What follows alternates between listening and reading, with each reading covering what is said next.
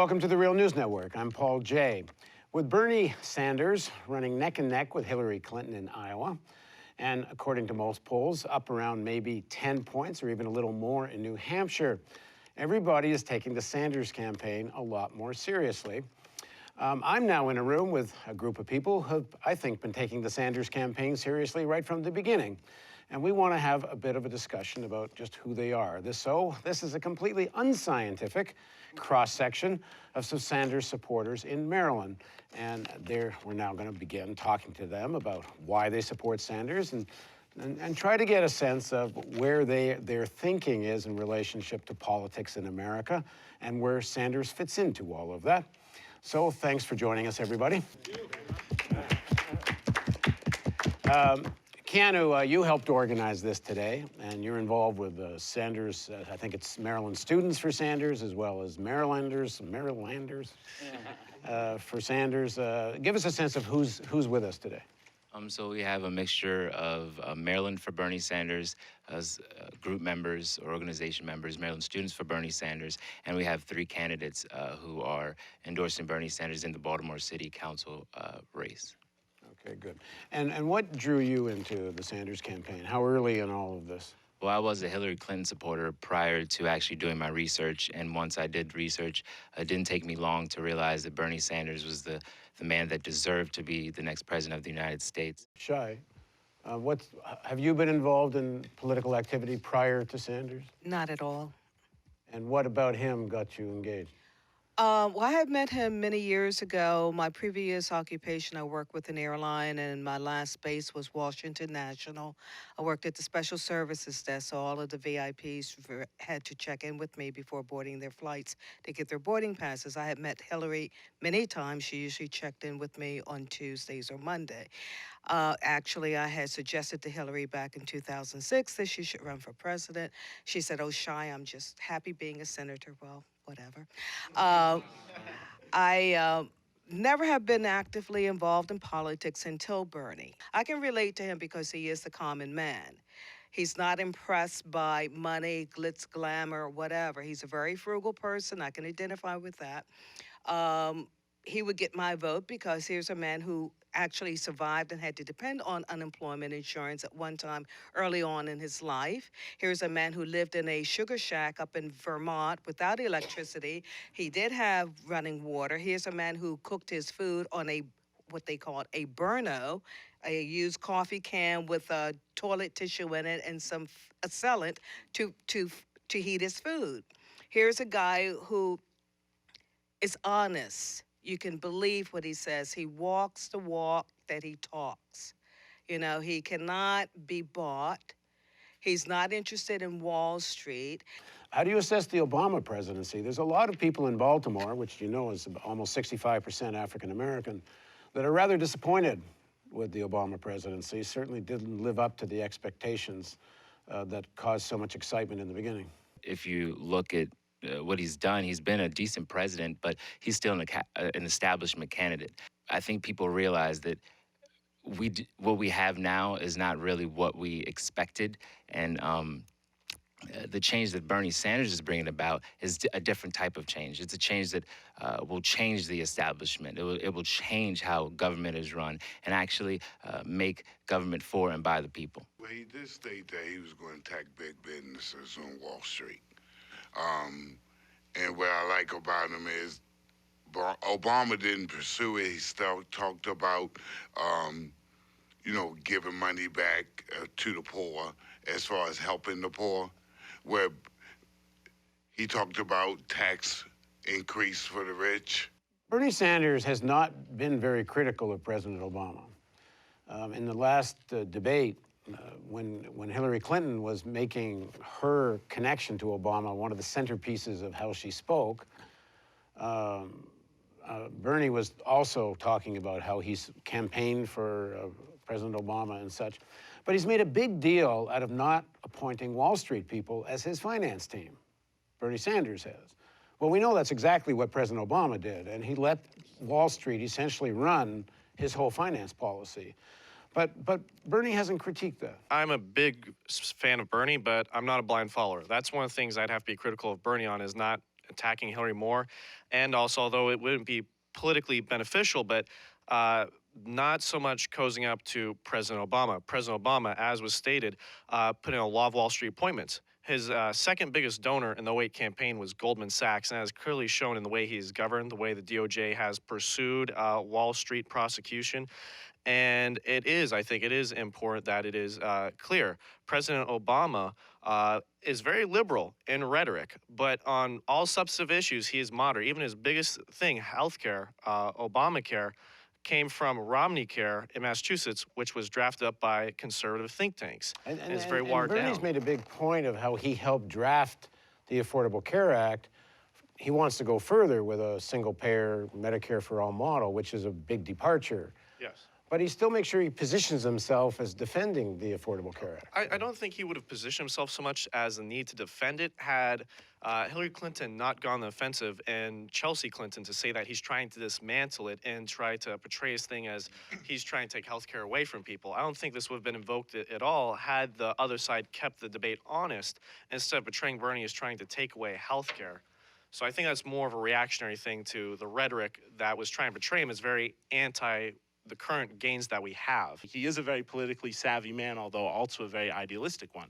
You can see that with the fact that he supported Obamacare. He helped write it because he knew that at that moment, perhaps we couldn't do better. But to say that, now that we've made one step forward, let's stop and be satisfied, absolutely not. And when you say you're not a blind supporter, some of the critique has been that the Democratic Party as itself, it's institutionally, will never allow the kind of reforms that Bernie's talking about. What do you make of that? And what, in terms of your own political history, have you ever been active in the Democratic Party before? No. I actually never thought in my lifetime I would see a viable candidate that I would actually want to support. So that's where Bernie... I see a lot of head shaking here. Yeah, Bernie really surprised me. I mean, I was supportive of Bernie throughout the summer, but then Lawrence Lessig jumped into the campaign. I honestly thought Lessig had a better campaign finance reform plan, and I'd like to see Bernie commit to making that his #1 priority when he gets into office is to get money out of politics, not wealth inequality, not the environment, get money out of politics. And so, and on the reforms, yeah, I would say the Democrats, especially under I believe it was the new leadership council that President Clinton ushered in, we had this diluted liberalism, these diluted Democrats that were complicit with corporate interests. While the rhetoric would be against it, they would be complicit and go along with what the Republicans would do. And I think that's very evident in the fact that, for example, Democrats are willing to pass through bills that shell out to these financial firms. So let me ask you, why would you then not, listening to you, support, for example, Green Party candidates who I would guess have a program that you would even agree with even more than Sanders? Bernie has a chance to get elected. I would like to see, and that's why I do not vote for Democrats or Republicans. The 2012 election, I did a fill-in candidate for Buddy Roemer, who had a small campaign that never made it to any of the debates, but his only issue was getting money out of politics. And so I will, after this election and other ones, if there is no viable candidate that truly shocks and inspires me like Bernie, I will vote Green Party and I will write and fill in candidates. And so if Bernie doesn't win the nomination, you'd go Green? Yeah, either that or I'd write Bernie. If Hillary does win the nomination. There's no circumstance I'm voting for Hillary Clinton. I think I would. I think you have to look at the broader issue. Bernie talks a lot about his ideals, and like JT was saying, he's a really idealistic guy. So I could say, yeah, maybe I do agree with Jill Stein the most, but I recognize that if she doesn't win, then I would rather have Hillary instead of Donald Trump. Well, I'm a retired federal employee. I'll just say that to say that I could not be involved in politics at all until I retired. But I have been following history for a long time, and I looked at Bill Clinton's presidency, and I remember when NAFTA was passed, and NAFTA literally hit me on the head. I was coming out of port of LA, and a Mexican truck coming up from Mexico, a piece of it fell off and hit my car. And that was like so emblematic of what NAFTA was doing, was downgrading all kinds of laws that when protections for our country, for people, for workers, sending jobs overseas. And Bill Clinton had done that, just as surely as he sneaked in the lowering of Glass-Steagall before he left office. And and Bill Clinton was a very clever president, and yet and so a lot of people went along with him. Oh, he's Democrat, he's done some good things, and so on and so forth. And a lot of people went along with him, but he was passing things that were really sneaky and really allowing big business and the lowering of protections on Wall Street. And I only see Hillary Clinton as a repeat of that. And then I noticed that there was this whole blackout on Sanders anyway, and I began to dig some more, and he looked better and better. Well, I think that what drew me to him was I didn't see him as a Democrat. I didn't see him as a non-Republican. I just saw him as someone who saw that change needed to happen in America, and that's what I identified with. I think oftentimes we get so caught up in party that we forget about the people, and that's what was refreshing to me, that Mr. Sanders was all about getting back to the business of taking care of the people and let the politics work itself out in the end. So that was the draw to me. What had you any involvement in Democratic Party politics prior to this? I had. I've been a registered Democrat, and but the more as time began to go on, I began to see that I really had more of an independent philosophy, which is it should be the most qualified person. Who's going to do the best job for the people in You're campaigns? You live in Baltimore. Live in Baltimore. Bernie Sanders has not made much of an impression on African Americans in Baltimore, as far as I can tell. He came here for an event. There was not much of a turnout. But it's going to be a major issue, especially heading into South Carolina. Why do you think he's not having more traction amongst African Americans? Because again, on the face of it, you would think his message would. Mm-hmm. Well, I think what is happening, or what's been missing, is we haven't had responsible journalism and coverage. I'm thankful for your network. Their heads are stuck on Hillary or whatever. They're number one. A lot of African Americans are disenfranchised. They don't. Politics doesn't interest them. They will believe, they're stuck on the Hillary thing. They want a female president. Well, I mean, certainly.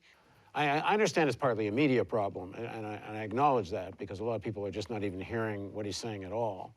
But for example, Hillary gave a token use of the word systemic racism, and I know she threw it out because she met with Black Lives Matter, and now she can use it as a word. But there actually is such a thing, and does he address it? Here in Baltimore, we've got a whole lot of police officers that live in Pennsylvania and come in from Delaware. They don't even live in Baltimore City. Bernie's pretty well addressed that the police force within areas of the city, those officers should look like those areas. They should live in those areas. They should be part of those communities. Yeah, and he's also called for demilitarizing the police, which is an important point. And also have security officers around the mom and pop stores. That's where the murders, that's where the shooting, that's where the violence is. Criminal justice reform is one of the main problems, one of the main ways that we can solve the problem that African American communities have. I mean, Bernie Sanders specifically talks about the fact that African American unemployment rates are high. Why? Because people who are coming out of schools, maybe they don't have enough money to go to college, and so what are they doing in their time? They're on the streets, maybe. Tell me what Bernie has to do to make more inroads amongst the African American community across the country. I think Bernie Sanders is doing it just now. He's going to not just Iowa. He's not just going to New Hampshire, but he's making sure that he is going to the communities that African Americans are. The population is high. If you look at it, he's appointed many people to his cabinet thus far, well, to his campaign cabinet, that is, thus far, that are very prominent in the African American community. I mean, Nina Turner, when I hear her speak so passionately about how much Bernie Sanders is going to do for our community, if we think about it, and if we understand why African Americans are being discriminated against, as I mentioned, we have the school to prison pipeline. Bernie Sanders definitely does address the fact that instead of investing our time in prisons or our money in prisons, maybe we should invest in education. And also, the reason why African Americans are being subjected to racism and police brutality is because of those reasons, such as lack of education or such as lack of money in their pockets. I don't understand, frankly, why Bernie hasn't addressed unemployment, which is the number one problem. The number one problem in Baltimore really isn't police, and it's not even the crazy murder rate. It's crazy unemployment. And you go to talk to people in the communities what to do about crime in the communities, and the answer always is jobs. It's not more policing. And I'm not hearing from the Sanders campaign a plan for employment.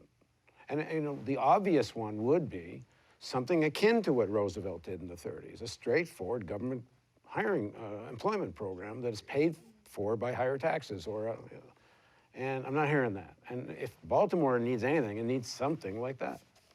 Well, I mean, I agree it does need something. I don't know whether it's necessarily like that. We have an example here in Baltimore to comment what was said a moment ago. The public sector should not necessarily become a private employer. What do I mean by that? The city of Baltimore has had an example of it. It became a hotelier, and it has been an experiment that, with all due respect, was best not tried. I think we do need to create incentives, and we need to make sure that those who are given the incentives carry out and do what they're supposed to do. Because frankly, right now, if I can say Baltimore is not ready to step in as a public entity and act like a private one, I would venture to say I wouldn't that say there are act no like a countries. private one. I would suggest if you're having a program that's supposed to be socialist in one form or another, then the public sector is critical to that plan. And there's lots of examples, not in Baltimore, but in other cities and certainly other countries, where public sector enterprises work very well. In fact, better than private on many occasions. Well, I mean, don't get me wrong. In Europe, But whether it's through a public sector or something else, I'm not seeing how, like for example, how much employment came out of the $750 billion plan that President Obama did. It saved some teachers' jobs, it saved some police jobs. But once that money was gone, those jobs started to go away again. You could say, when that $1 trillion is spent, whoever is going to have a contract under that infrastructure program, you can't pay less than $20 an hour, $25 an hour. There's things you could do. You could also be saying, I haven't heard him talk about the Employee Free Choice Act, which was something that President Obama promised the unions and then completely cratered on. And in the first 2 years, when they controlled both houses, could have, which would have gone some way to making it easier to organize unions.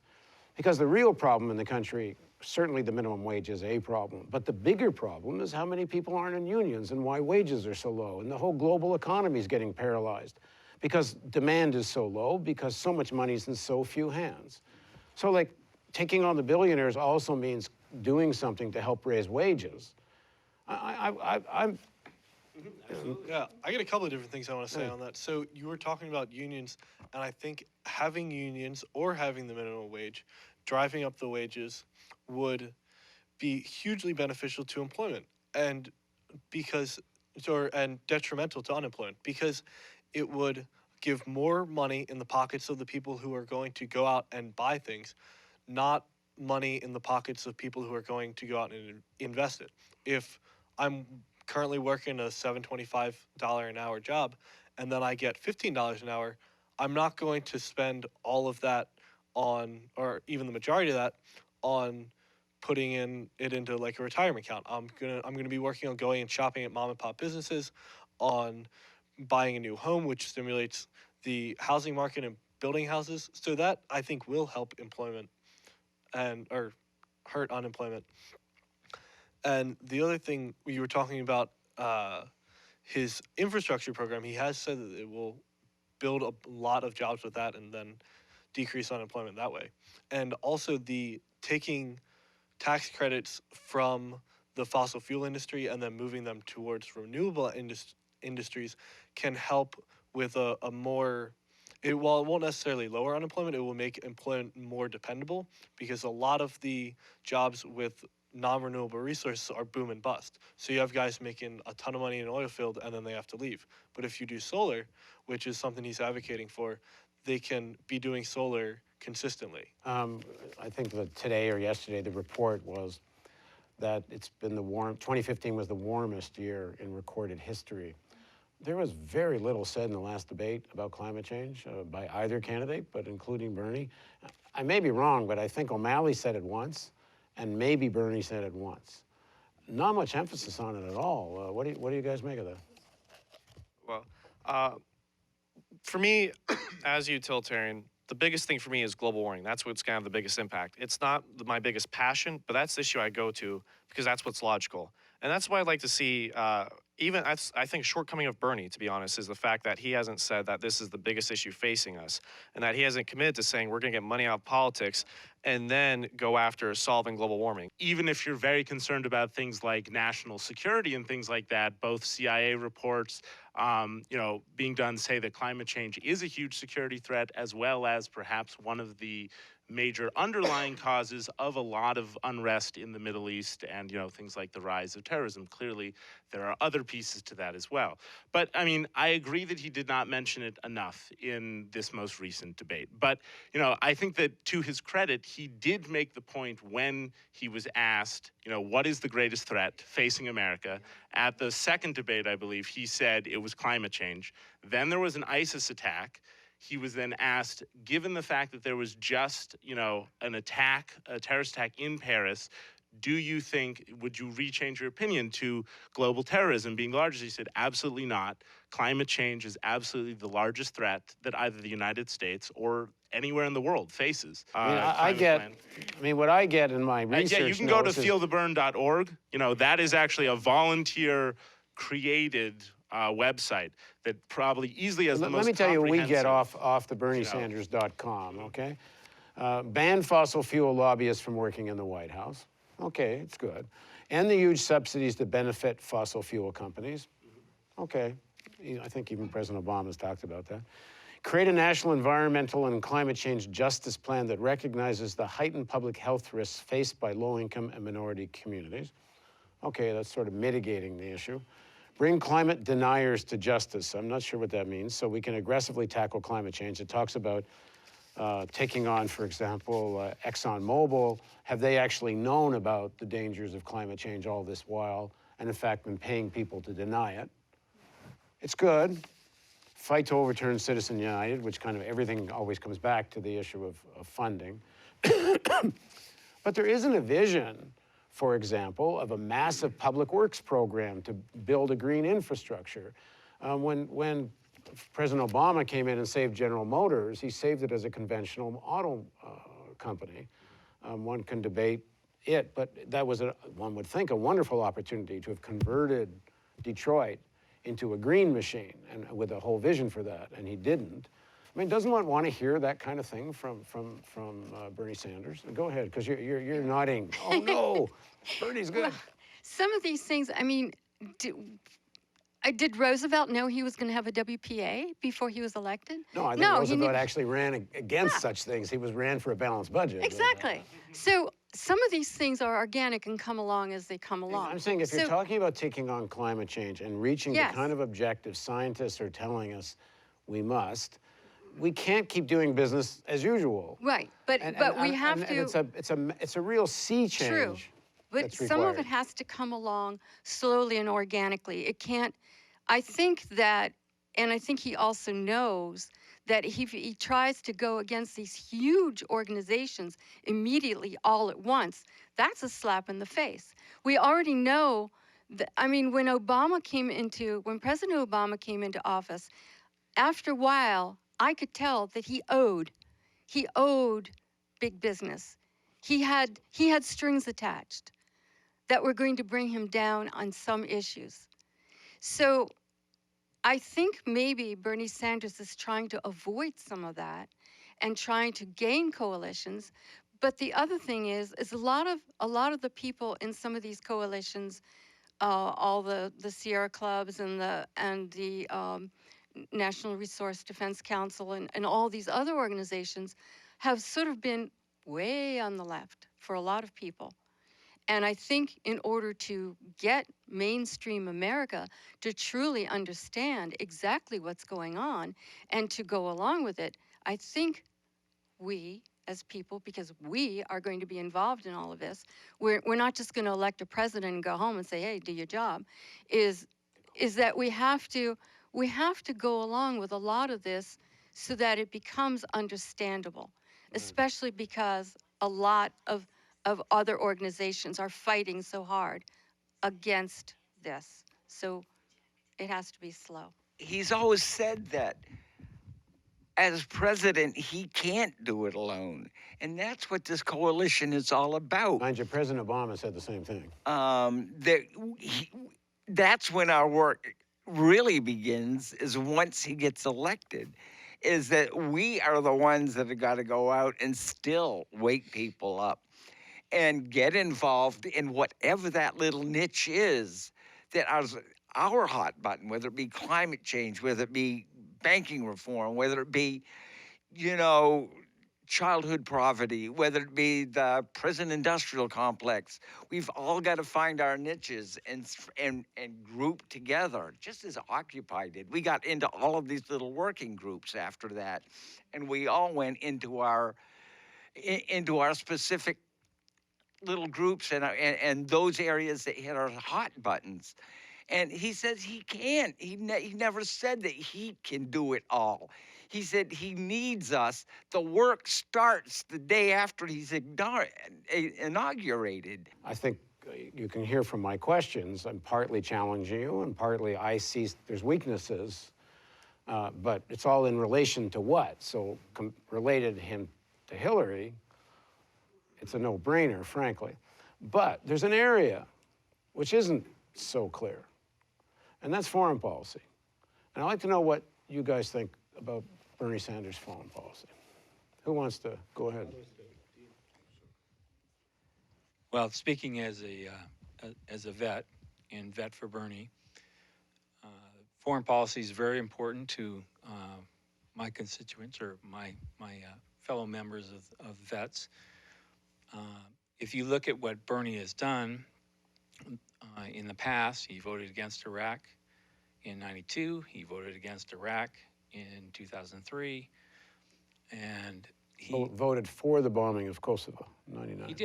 He did, but he saw that as a genocide. There was genocide going on there, and he thought that was, more appropriate use of force in that situation rather than there was not going to be a diplomatic end to that situation in Kosovo. But he focuses on diplomacy. He said straight all the way along that war should be the last thing that we should do. When it comes to the situation today, if we look around, you can look in the Middle East, you can look at ISIS, you can look at Syria and the millions of immigrants that have fled the threat of ISIS and have spread across Europe. It's a situation that the next president is going to have to deal with. What do you make of his positions? For example, he essentially supports President Obama's strategy in Afghanistan. He has supported the arming and various forces in Syria. And even more so, I would think most people who analyze this with any objectivity would say that one of the forces for destabilization in the region, one of the greatest forces for destabilization, is Saudi Arabia. And yet he's calling for Saudi troops and Qatari troops to intervene in Syria, whereas the Saudis and Qataris help foment some of the worst Islamic extremism in Syria. Well, you know better than me on that, but what I get from what he's saying, what Bernie is saying about Syria, is that he wants the Muslims to carry the battle to the Muslims. It's basically ISIS. But does that make sense to you? You're asking the Saudi monarchy, because it's not about Muslims, it's about elites who are in power, and the Saudi monarchy has been, has actually been helping create the Taliban, helping create Al Qaeda, certainly in its early stages, and who knows what now.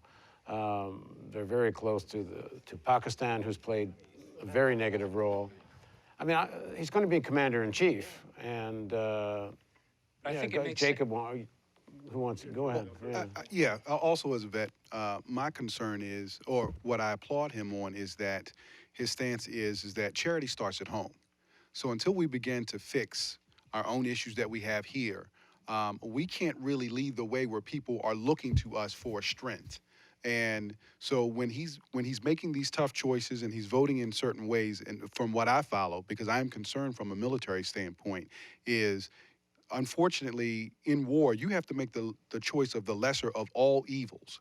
What one gets as close to the objective or the mission at hand, and two, what's the least amount of collateral damage that you incur as a result of how do we deal with this situation? I understand what you're saying, but I'm talking about something specific. He's talking a lot about how the Saudis and the Qataris should put skin in the game and actually send troops into Syria. Well, in a sense, they've got skin in the game. They've been financing a lot of the extremist groups in Syria and frankly, they helped turn what was beginning as a kind of a movement, Arab Spring kind of movement against Assad. They helped militarize it and turn this into such a apocalyptic disaster for the Syrian people. And then you're asking them to come in and help, and they're going to be part of the solution. Yeah, but the problem is, and just very briefly, the problem is that anytime that there's money and influence, and there's somebody who's backing something, you can't turn the hands in a direction that you might project what you think should happen. And I understand why he's saying get some more skin in the game, because it's like we can't constantly fight the battles of others forever. But the problem is that once you get that wheel spinning, you can't control but those it's a with little money who influence disingenuous, that. because it's not fighting the battles for others. This has a lot to do with the basic U.S. foreign policy since World War II, that the United States should be the dominant power in the region. And if that's your underlying assumption, then everything flows from that, including a one-sided alliance with Israel and a completely one-sided support for the Saudis. If you look at any opportunity that he has had to avoid sort of exploratory and interventionist warfare, especially as in the case with Iraq, where that was a large amount of corporate money and interest playing into increased profits. I mean, Saddam Hussein honestly did not, there were many other ways to make America safer that did not involve. You can't minimize that Hillary voted for the Iraq war and he voted against. And I think that if you look back at his YouTube videos of his statements on the floor of Congress about when he voted against the Iraq war, that what he says and his analysis of how he made his decision was extremely telling as someone who's extremely wise and thinking through exactly what it means to get involved in another country, what it means to inflict violence upon other people, most of whom are not enemies of America or enemies of really anyone. They're just like us trying to live our lives. And, he examined all of the, what was going to come next, what were going to be, all of the fallout of this. And he recommended, I think that what we're going to do is we're going to be opening up a can of worms here. And if you look back and see, it's almost chilling how prescient he was in terms of what the effects of the Iraq war were going to be in global politics. So I think that he has a good understanding of when we try to make interventions that, there are a lot of unintended consequences, and we need to be very careful in that. When it comes to, battling ISIS President Obama's foreign policy. What? He's been very reticent critiquing President Obama's policy, either in any of the hotspots. I think that in part that comes to a little bit of, unfortunate, I'd like him to be more vocal about it. I think that it comes a little bit to pragmatism in that he takes a look at, unfortunately, sometimes when you criticize, your sometime allies here, the other party is so completely hawkish and xenophobic that, you don't want to, sacrifice the enemy of perfect, right? Is not like good, right? So we want to keep, things moving forward here, right? But if I understand correctly, he, for example, has not critiqued the drone program. I mean, I think that he thinks I would critique the drone program. I think that it is a better program than sending large-scale invasionary forces. I think that that is, a worse policy. But one of the things that's the obvious, I hate to to use the phrase because it's so overused, but the elephant in the room is Israel. If you keep maintaining the U.S. policy, which is so one-sidedly in support of Israel, and even defend them at the times of these onslaughts against Gaza and the occupation and so on, it's part of what inflames the whole Arab world against the U.S. It's clearly not the only thing, as some people suggest, but it's certainly a significant one. And President Obama, although, had a departure with Netanyahu over Iran, and the whole the agreement, which Bernie Sanders supported, President Obama otherwise has described himself, and others have agreed, as a great friend of Israel. He's done very little on the issue of Gaza or the occupation.